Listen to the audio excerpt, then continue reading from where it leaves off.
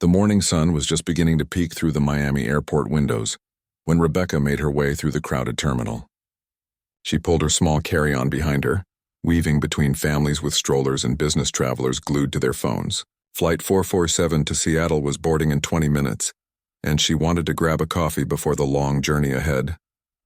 Rebecca was tired. The 3-day conference had been packed with meetings, presentations, and networking events that left her drained. All she wanted now was to get home, take a hot shower, and sleep in her own bed. She worked as a marketing manager for a mid-sized tech company, and these trips were part of the job she usually enjoyed. But this time, something felt off. Maybe it was the terrible hotel mattress, or maybe it was just the exhaustion catching up with her. After grabbing her usual vanilla latte, she joined the boarding line. Her ticket showed seat 18B, a middle seat. She sighed. Middle seats were the worst. But the flight was full, and she had booked late. It was only 6 hours anyway. As she stepped onto the plane, flight attendants greeted passengers with practiced smiles. The cabin smelled like recycled air and cleaning products. Rebecca found row 18 and noticed the man already in the window seat. He was probably in his late 40s, wearing a wrinkled business shirt. His brown hair was messy, and he had a 2-day stubble. "Excuse me," Rebecca said politely, gesturing to the middle seat. The man glanced up briefly, then looked away. He stood without a word, letting her squeeze past. His movements were stiff, almost robotic. Rebecca smiled anyway, but he had already turned back to the window. She settled in, stowing her bag and texting her roommate that she'd be home by dinner. The aisle seat was still empty, and she hoped it would stay that way. But an elderly woman shuffled down the aisle, checking seat numbers. She had silver hair in a neat bun and wore a cardigan despite the Florida heat. When she reached row 18, her face lit up. "Oh good, I found it. These seat numbers get confusing," she said cheerfully, settling into the aisle seat. "Flying to visit my daughter in Seattle." "Do you live there?" Rebecca smiled back. "Yes, I'm heading home after a work trip." "That's nice that you're visiting family." "Oh yes, she just had her second baby, a beautiful little girl." "That's wonderful," Rebecca replied. The man by the window said nothing. He hadn't moved or acknowledged anyone. Rebecca noticed his hands gripping the armrests tightly, knuckles white. Nervous flyer, she thought. The flight attendants moved through the cabin, checking overhead bins and making sure everyone was seated properly. One of them, a young man with perfectly styled blonde hair, demonstrated the safety procedures while most passengers ignored him, scrolling through their phones for the last few minutes before airplane mode. Rebecca pulled out her laptop as the plane pushed back from the gate. She had a presentation due Monday morning, and even though she was exhausted, getting a head start would make Monday less stressful. The screen glowed to life, showing her half-finished PowerPoint slides about quarterly marketing strategies and customer engagement metrics. The engines roared as the plane taxied toward the runway. Next to her, the elderly woman had pulled out a thick paperback novel, one of those mystery thrillers with a shadowy figure on the cover. The window seat passenger remained motionless, still gripping the armrests, still staring straight ahead. Rebecca tried to focus on her work, but something kept pulling her attention back to the man beside her. It wasn't just the nervous flying thing. There was a tension radiating from him that made her uneasy. Every few minutes he would reach his hand toward his jacket pocket, fingers brushing against something inside, then pull back. His jaw was clenched tight and a thin sheen of sweat had appeared on his forehead despite the cool cabin air. The plane accelerated down the runway, and within moments they were airborne, Miami shrinking below them. The seatbelt sign dinged off about 15 minutes later, and passengers immediately began shifting in their seats, pulling out tablets and books, reclining their seats that extra 2 inches that somehow made all the difference. Rebecca tried to lose herself in her presentation. She updated a few graphs, rewrote a slide about social media engagement, and added some notes for points she wanted to emphasize. But her concentration kept breaking. The man next to her had started checking his watch compulsively. Every 2 or 3 minutes, his wrist would rotate. His eyes would flick to the dial, and then he'd go back to staring at nothing. An hour into the flight attendants came through with the beverage cart. The elderly woman ordered a ginger ale. Rebecca asked for water. When the attendant turned to the window seat, the man just shook his head sharply, not making eye contact. "You sure, honey? It's going to be a long flight," the attendant said kindly. "I'm fine," the man muttered, his voice rough and strained. The attendant moved on, and Rebecca felt the tension spike again. She glanced at him from the corner of her eye. His hand was in his jacket pocket now, fingers wrapped around something. The movement was subtle, but it made her stomach tighten with an anxiety she couldn't quite explain. She told herself she was being paranoid. People acted weird on planes all the time. Maybe he was afraid of flying. Maybe he'd had a terrible week. Maybe he was going through a divorce or had lost his job. It wasn't her business, and she wasn't going to make assumptions about a stranger just because he seemed tense. Rebecca forced her attention back to her laptop, determined to finish at least 3 more slides. The steady hum of the engines was almost soothing. Around her, the cabin had settled into that quiet rhythm of long flights. Passengers were reading, sleeping, watching movies on tiny screens. A baby cried somewhere toward the back, then quieted. The flight attendants moved efficiently through the cabin, collecting empty cups and checking on passengers.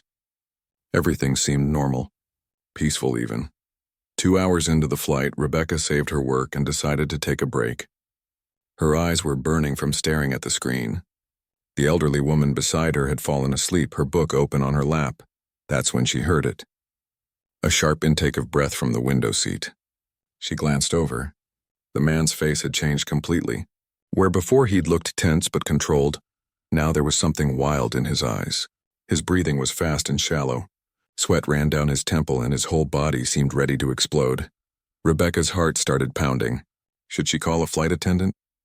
Was he having some kind of attack? The man's hand came out of his pocket. For a split second, Rebecca saw something metallic catch the light. Her blood ran cold. But it was just a phone. He gripped it so hard his hand was shaking. She tried to calm herself down. This was just an anxious passenger. Real life wasn't like the movies. Terrible things didn't happen on random Tuesday flights. The plane hit turbulence. The seatbelt sign dinged on.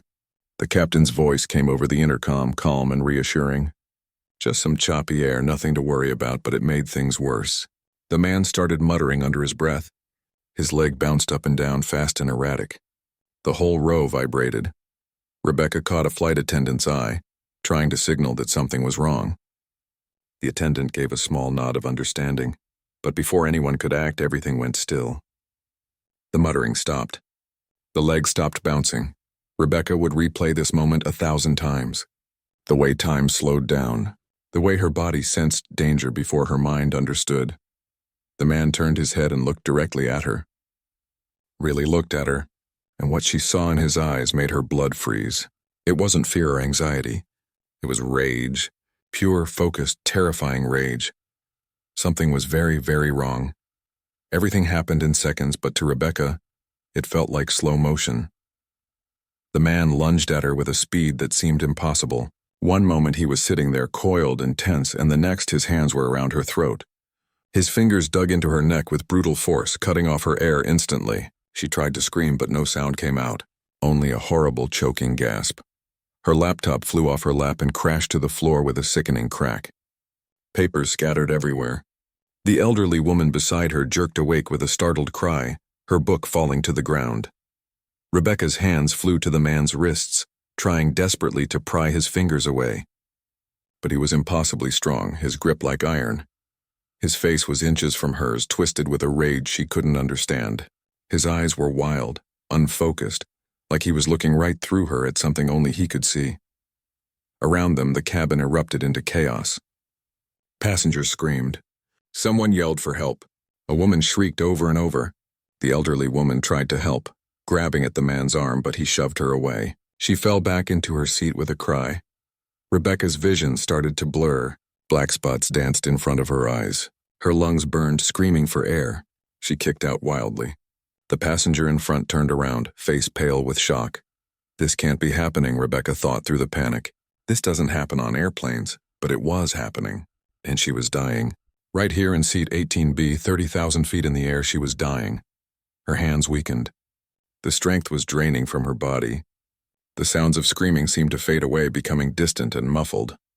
The pressure in her head was unbearable, like her skull might explode. She could feel her heartbeat in her ears, each thump getting slower, weaker. Then suddenly the pressure was gone. Air rushed back into her lungs in a painful, gasping wheeze. Rebecca doubled over, coughing violently. each breath like swallowing glass. Her throat felt crushed, her neck throbbing with pain. Tears streamed down her face. Through her watering eyes, she saw what had happened.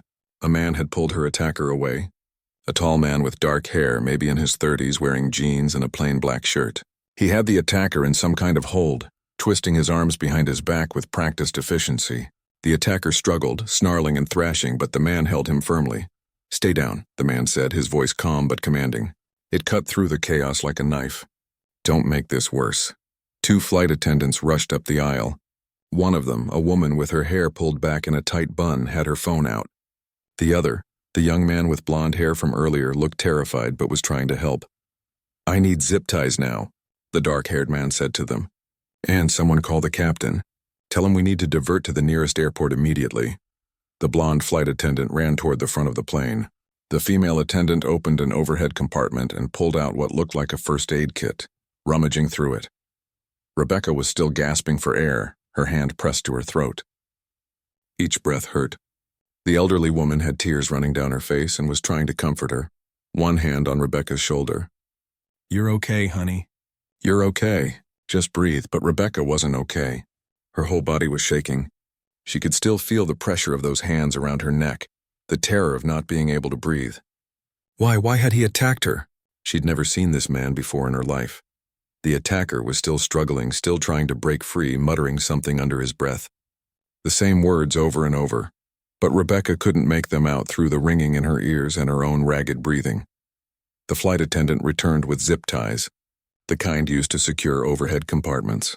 The dark-haired man took them with one hand, somehow managing to keep the attacker restrained with the other. Within seconds, he had the man's wrists bound tightly behind his back. Other passengers had stood up, craning their necks to see what was happening. Some were recording on their phones. A man in a business suit was yelling.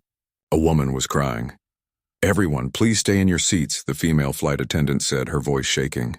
"The situation is under control. Please remain calm," but nobody looked calm. The whole plane felt ready to explode with tension. The dark-haired man kept his grip on the attacker, forcing him down into a crouch in the aisle. Then he turned his head slightly toward the flight attendant. "I need to speak with the captain immediately. Tell him Agent David Chen needs to talk to him." "Agent?"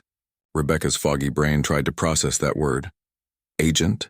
The flight attendant nodded and hurried toward the cockpit. The other passengers were whispering now, the words spreading through the cabin like wildfire. "FBI. There's an FBI agent on the plane. Did you hear that?" Agent Chen looked at Rebecca then, his eyes meeting hers for just a moment. There was concern there, but also sharp intelligence. "Are you all right, ma'am? Can you breathe?" Rebecca nodded, not trusting her voice. Her throat felt crushed. When she tried to speak, only a hoarse whisper came out. Why did he?" But Agent Chen had already looked away, his attention back on the attacker. He was studying the man's face, and Rebecca saw recognition flicker in his eyes. He knew something important. The captain's voice came over the intercom, steady and professional. "Ladies and gentlemen, this is Captain Rodriguez. We are aware of the incident in the cabin. The situation has been contained. For everyone's safety, we are diverting to Denver International Airport. We will be landing in approximately 30 minutes. Please remain in your seats with your seatbelts fastened. 30 minutes. Rebecca's mind latched onto those words. 30 more minutes in the air with this man. 30 more minutes of not understanding why. The elderly woman squeezed her hand. "You're safe now, dear. That nice man saved you." But Rebecca didn't feel safe. She felt like her whole world had been turned upside down. Nothing made sense. She kept replaying those terrifying seconds, the rage in the man's eyes, the feeling of his hands crushing her throat. Agent Chen was speaking quietly to the attacker now, his voice too low for Rebecca to hear. But whatever he was saying made the attacker go very still. The wild energy drained out of him. He stopped muttering. He just sat there staring at the floor. Then Agent Chen asked him something, and the attacker's response made the agent's whole body tense. Rebecca saw it clearly, the way his jaw clenched, the way his eyes narrowed. Whatever the man had just said, it changed everything. Agent Chen stood up slowly, keeping one hand on the attacker's shoulder.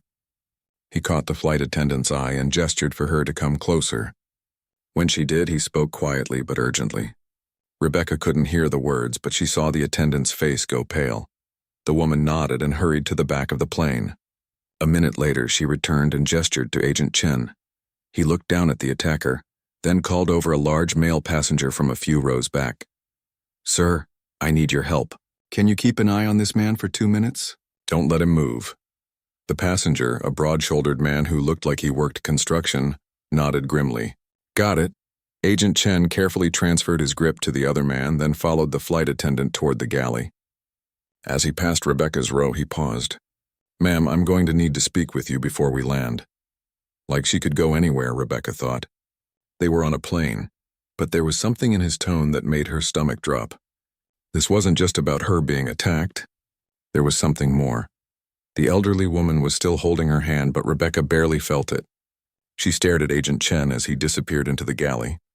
Around her, passengers were still talking, still recording, and in the aisle, the man who'd tried to kill her sat motionless.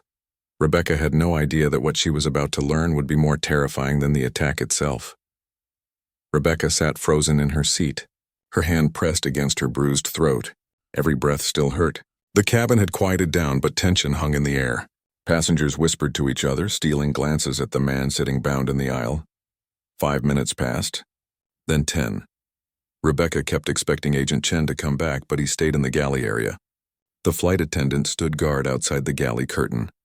Whatever conversation was happening, it was serious. The elderly woman beside her had stopped crying. She pulled a tissue from her purse and handed it to Rebecca. "Here, dear." Rebecca hadn't realized she was crying. She took the tissue and dabbed at her cheeks. Her hands were still shaking. "Why would someone do that?" the elderly woman whispered. "You weren't bothering anyone. It makes no sense." That was the question burning in Rebecca's mind, too. Why?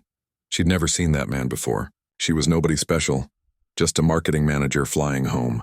What could she possibly have done? Finally, after what felt like forever, Agent Chen emerged from the galley. His expression was serious, focused. He spoke briefly with the flight attendant, then made his way toward Rebecca's row. Her heart started pounding again. Part of her wanted answers, but another part was terrified of what those answers might be. Agent Chen crouched down beside her seat, bringing himself to eye level. Up close, she could see the concern in his eyes, but also something else: determination. "Ma'am, I need to ask you some questions. I know you've been through a traumatic experience, but this is important. Can you talk?" Rebecca nodded, then tried to speak. Her voice came out as a painful rasp. "Yes. My name is David Chen. I'm a special agent with the FBI. I was on this flight traveling for work, completely unrelated to this incident. What happened to you was not random. That man was sent to attack you specifically." The words hit Rebecca like a physical blow. "What? That's impossible. I don't know him. I've never seen him before in my life." "I believe you," Agent Chen said, "but he knows you. Or rather, he was told about you. His name is Thomas Hammond. Does that name mean anything to you?" Rebecca shook her head. "No, nothing. Think carefully. Have you witnessed anything unusual in the past few months? Any crimes? Any suspicious activity?" "No, I don't think so. I mean, I just go to work and come home. I'm not involved in anything. I don't understand what's happening." Agent Chen pulled out his phone and scrolled through something. Then he turned the screen toward her. It showed a photograph of 2 men sitting at a coffee shop table. They were in the background, slightly blurred but visible. "Do you recognize this photo?" Rebecca stared at it. Something about it seemed familiar, but she couldn't place it. Maybe? I don't know. Look at the bottom corner. See the date stamp? That's from your Instagram account. You posted this photo 4 months ago."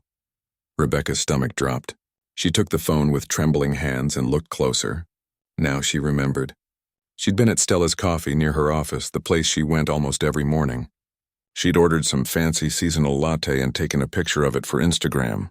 Just a casual post, the kind she did all the time. The 2 men in the background were just random customers. She hadn't even noticed them when she took the photo.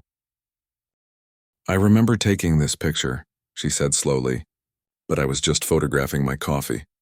I didn't care about those men, I know, but those men care very much that you photographed them. The one on the left is Vincent Torres. He's a high-level money launderer we've been tracking for 3 years. He moves money for drug cartels, arms dealers, organized crime. We had almost no photographs of him." He's extremely careful about being seen. And then you posted this picture, with your location tagged completely by accident. Rebecca felt like the floor had dropped out from under her. Oh my God. The man on the right is his business partner, Leonard Briggs. They were meeting to discuss a transaction worth over $50 million. We found your photo during our investigation. It was the break we needed. We identified Torres, traced his movements, built our case. Last month, we arrested both of them along with 12 other members of their organization. So, why would someone attack me now? They're already arrested, right? Agent Chen's expression darkened. Torres has a brother, Vincent Torres Jr. He wasn't directly involved in the money laundering operation, but he's extremely loyal to his family. When Vincent was arrested, his brother blamed everyone involved in the investigation, including you. But I didn't even know I was involved. I just took a picture of my coffee. I know, but your photo was evidence in the case. It was mentioned in court documents. Anyone with access to those documents could find your name, your social media. And Vincent Jr. did exactly that. He hired Thomas Hammond to make sure you couldn't testify. Rebecca felt sick. There's a trial? 3 weeks from now. Both Torres brothers are facing decades in prison. Your testimony isn't even critical to the case, but they don't know that. They see you as a threat that needs to be eliminated. The word eliminated hung in the air. Rebecca's whole body went cold. This wasn't over. Even with Hammond caught, there was still Vincent Jr. out there. Still a threat, am I safe? She whispered. Agent Chen hesitated, and that hesitation told Rebecca everything. We're going to protect you. The moment we land, you'll be placed under FBI protection. Hammond is talking. He's given us information about Vincent Jr.'s location. We're coordinating with agents on the ground right now to arrest him. You're saying if this didn't work, he would just send another person. That's why we need to move fast. Hammond only knows your name and what city you live in. He didn't have your address yet. He was supposed to follow you from the airport. You being on this flight was his bad luck. If I hadn't been here... He didn't finish the sentence. Rebecca looked over at Hammond, still sitting in the aisle under guard. He looked so ordinary, middle-aged, tired, like someone's uncle or coworker. It was impossible to reconcile that normal appearance with what he'd tried to do to her. Why did he attack me on the plane? She asked. Hammond has a history of erratic behavior, drug use, mental health issues. He's not a professional. Vincent Jr. hired him because he was desperate and available. A real professional would have waited, planned it better. Lucky. Rebecca almost laughed. Being strangled on an airplane didn't feel lucky. What happens now? She asked. In about 10 minutes, we land in Denver. The plane will be surrounded by law enforcement. Hammond will be taken into custody. You'll be escorted to a secure location. Then we'll discuss protection. For how long? Until we arrest Vincent Jr. could be a few days. Could be weeks. I'm sorry. Rebecca closed her eyes. This morning, her biggest worry had been finishing a presentation. Now her life had been turned upside down because of a random photo of a latte. It felt surreal. Agent Chen, she said quietly. Yes? Thank you. For saving my life. His expression softened. Just doing my job. But you're welcome. Try to stay calm. The plane began its descent. Rebecca felt the shift in altitude, the pressure in her ears. She looked out the window and saw Denver approaching below, the city sprawling out in geometric patterns of streets and buildings. Somewhere down there, FBI agents were preparing for their arrival. Somewhere down there, Vincent Jr. was hopefully about to be arrested. But what if he wasn't? What if Agent Chen was wrong about how quickly they could catch him? What if there were others involved that they didn't know about? Rebecca touched her throat again, feeling the tender bruises forming there. She'd survived today, but tomorrow was suddenly a terrifying unknown. The elderly woman squeezed her hand one more time. You're brave, honey. Braver than you know. But Rebecca didn't feel brave. She felt small and scared and completely out of control of her own life. And as the plane touched down on the runway in Denver, she realized that nothing would ever be the same again. The plane touched down with a hard bump. Through the window, Rebecca could see police vehicles everywhere. Squad cars with flashing lights surrounded the runway. Black SUVs were parked near the terminal. Men and women in FBI jackets stood waiting. This was really happening. The captain's voice came through the speakers. Ladies and gentlemen, please remain seated. Law enforcement will be boarding the aircraft. Please follow all instructions. Thank you. The plane stopped in an isolated area of the tarmac. Within seconds, the forward door opened. 6 FBI agents boarded, moving swiftly. They went straight to Thomas Hammond. "Thomas Hammond, you're under arrest for attempted murder," one of the agents said, reading him his rights. Hammond didn't resist. He looked deflated now, all the rage gone. They lifted him to his feet and led him off the plane. Agent Chen stood and watched the process, then turned back to Rebecca. "Ma'am, 2 agents will escort you off the aircraft. You'll be taken to our field office downtown. I'll meet you there shortly." Rebecca nodded, still not trusting her voice. Her throat hurt too much to talk anyway. 2 agents approached her row. One was a woman in her 40s with kind eyes. The other was a younger man with glasses. "Ms. Walker, I'm Agent Patricia Morrison. This is Agent Kyle Brennan. Can you walk?" Rebecca stood on shaky legs. The elderly woman beside her squeezed her hand one last time. "You take care, honey." Rebecca wanted to believe she'd be okay. Agent Morrison and Agent Brennan guided her off the plane. The moment she stepped outside, she felt exposed, vulnerable, like someone might be watching. She knew it was paranoid, but she couldn't shake the feeling. A black SUV was waiting on the tarmac. They drove quickly through a service entrance. Rebecca sat in the back seat, staring out the window at the normal world. People pumping gas. A woman walking her dog. Everyone just living their regular lives while hers had fallen apart. The FBI field office was a gray concrete building. They led Rebecca through security, down a hallway and into a small conference room with a table, 4 chairs, and nothing else. "Can I get you anything?" Agent Morrison asked. "Water, coffee? Something to eat?" Rebecca realized she hadn't eaten since that terrible breakfast at the Miami hotel. "Water would be good. Thank you." Agent Morrison returned with a bottle of water and a granola bar. "The granola bar's from my purse. Airport food, but better than nothing." Rebecca managed a small smile. "Thank you. A doctor is on the way to check your injuries. Agent Chen should be here in about 20 minutes. He's processing Hammond at the detention facility. Just try to relax. Relax." "Right." Rebecca unscrewed the water bottle and took a careful sip. It hurt to swallow, but the cool water helped. Time moved strangely. She sat there for what felt like forever, but only 10 minutes had passed. Her phone. She stared at the screen. 17 missed calls from her roommate. 12 text messages she should call back. But what would she even say? Agent Morrison had stepped out. Rebecca could hear voices in the hallway. Someone was talking about surveillance footage. A doctor arrived and examined Rebecca's throat. She was a calm woman who'd probably seen everything. "You're going to have significant bruising. Your vocal cords are strained but not permanently damaged. You'll sound hoarse for a week or 2. Lots of water." Rebecca nodded. "You're lucky," the doctor added. "Another 30 seconds and we'd be having a very different conversation." After the doctor left, Rebecca sat alone again.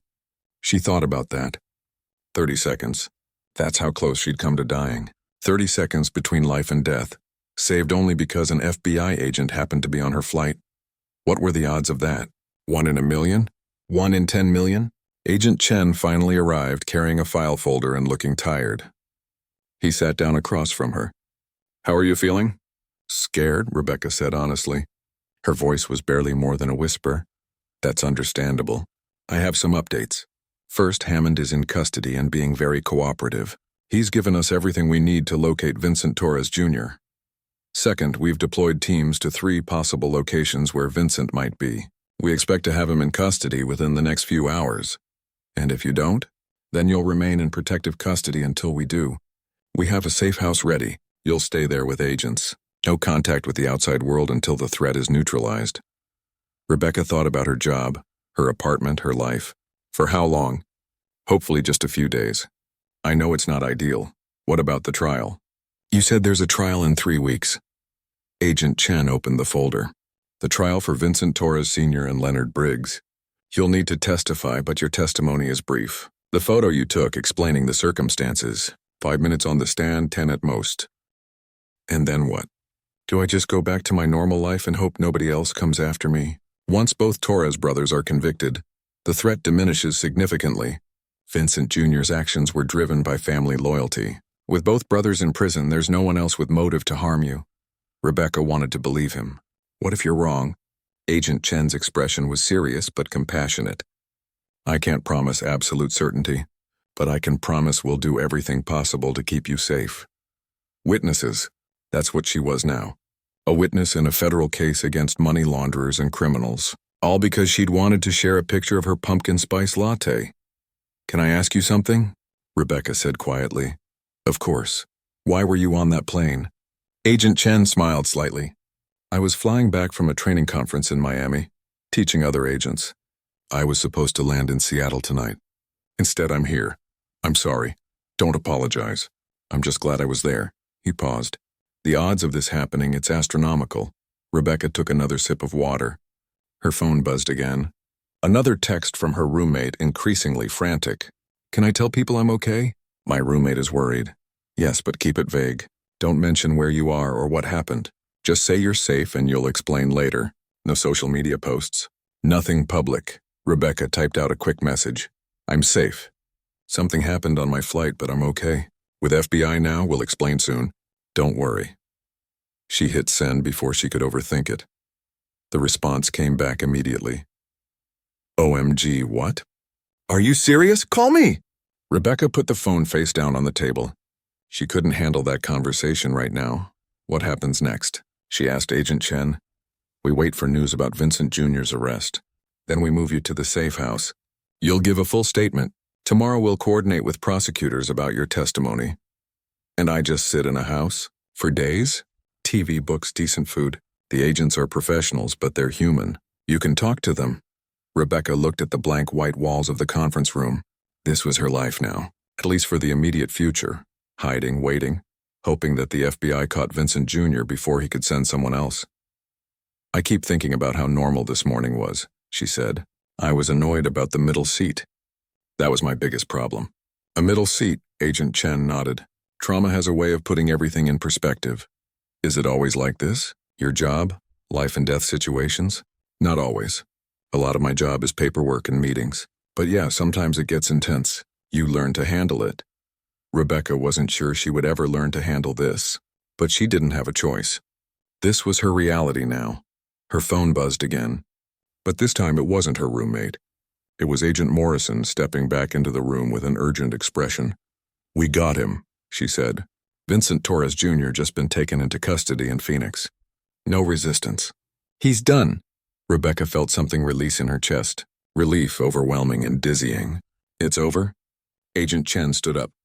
"The immediate threat is over. You're safe? Safe?" Rebecca tested the word in her mind. She didn't quite believe it yet. But maybe eventually she would.